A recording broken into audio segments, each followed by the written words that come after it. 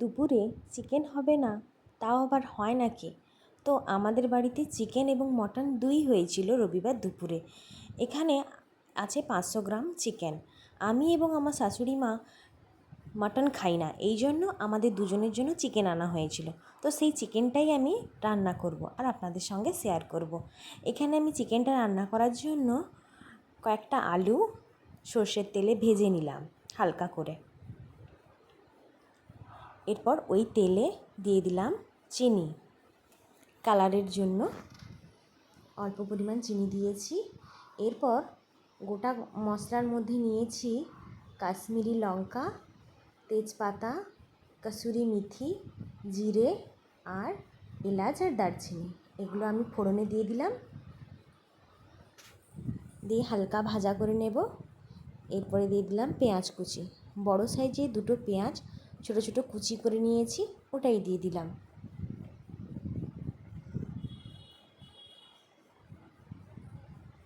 তো আমি তো ঠিক এইভাবেই চিকেনটা রান্না করি আর খেতে খুবই ভালো লাগে।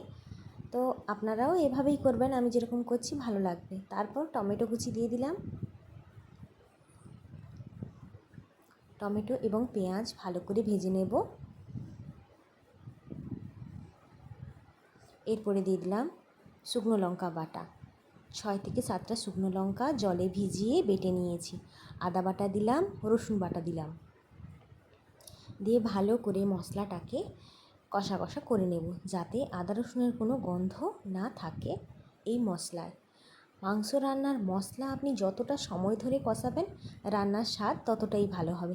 তাই খুবই সময় ধরে এই মশলাটাকে কষাতে হবে, মশলার মধ্যেই লুকিয়ে থাকবে মাংসের স্বাদ।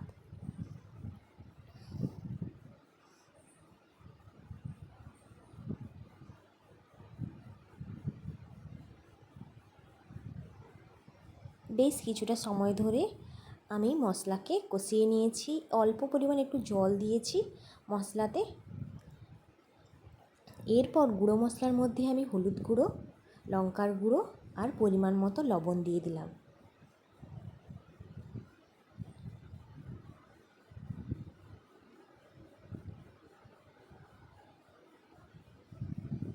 তো আমাদের বাড়িতে যখনই চিকেন আসে তো এইভাবে রান্না করি, ভালো লাগে। এরপরে মশলা কষানো হয়ে গেলে আমি চিকেনটা দিয়ে দিলাম। এখানে আছে 500 গ্রাম চিকেন, একদম দেশি মুরগি, বাজার থেকে আনা হয়েছে কেটে।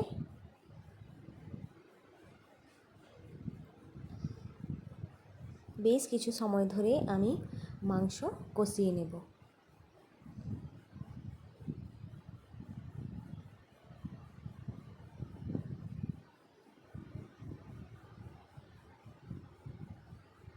মাংস থেকে জল বেরোবে, সেই জল একদম শুকনো শুকনো করে নেব। তারপর যখন মাংস থেকে তেল ছাড়বে তখন বুঝে যাব যে আমার মাংস কষা সম্পূর্ণ হয়েছে। এরপর আমি একটা ঢাকনা দিয়েই রেখে দিয়েছিলাম। গ্যাসের ফ্লেম লো করে দেখো কতটা জল বেরিয়েছে মাংস থেকে। এই জলটাকেই আমাকে শুকনো করতে হবে একদম। জলটাকে শুকনো করে নেব, তারপরে মাংস থেকে তেল ছাড়বে। এর মাঝখানেই আমি আলুগুলো দিয়ে দিলাম। বেশ বড় বড় করে আলু কেটে নিয়েছিলাম, তাই আলুটা একটু আগেই দিলাম যাতে মাংস এবং আলু একই সময়ে সেদ্ধ হয়, এই জন্য।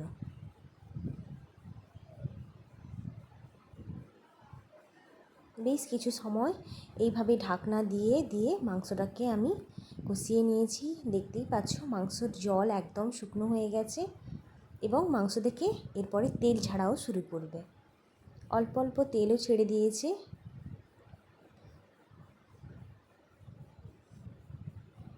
ওই যে সাইডে সাইডে দেখা যাচ্ছে যে তেল ছেড়ে দিয়েছে মাংস।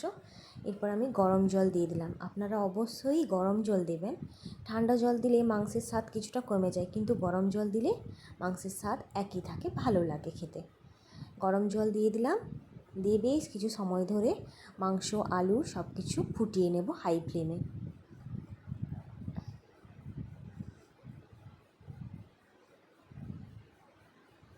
মাঝখানে একবার নাড়াচাড়া করে দেব, উল্টে পাল্টে দেব।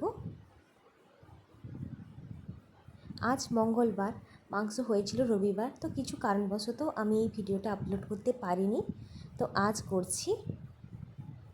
তো সেদিন যেই মাংসটা হয়েছিল খুবই টেস্টি হয়েছিল। এই যে জলটা একদম শুকিয়ে গেছে, আমি একটু কষা কষা করেছি, যেহেতু দুজনই খাবো তাই জন্য একদম কষা কষা করেছি, ঝোল একদমই রাখিনি, অল্প পরিমাণ রেখেছিলাম। এরপর আমি একটা পাত্রে ঢেলে নিলাম। তো কেমন লাগলো আমার এই দেশি চিকেনের কষা জানাবেন কমেন্ট করে। এই হলো চিকেনের ফাইনাল লুক। এদিকে তো আমি চিকেন রান্না করছি, ওদিকে উনুনে খাসির মাংস রান্না হচ্ছে, তারই একটা ছোট্ট ক্লিপিংস আপনাদের সঙ্গে শেয়ার করলাম। এখানে আছে 2 কিলো খাসির মাংস, যা উনুনে ভালোভাবে কষিয়ে রান্না করা হচ্ছে। কষানো হয়ে গেলে প্রেসার কুকারে দেওয়া হবে। তো কেমন লাগলো আমার এই ভিডিওটা কমেন্ট করে জানাবেন। ভালো লাগলে প্লিজ আমার চ্যানেলটিকে সাবস্ক্রাইব করে আমার পাশে থাকবেন। এখনকার মতো টাটা।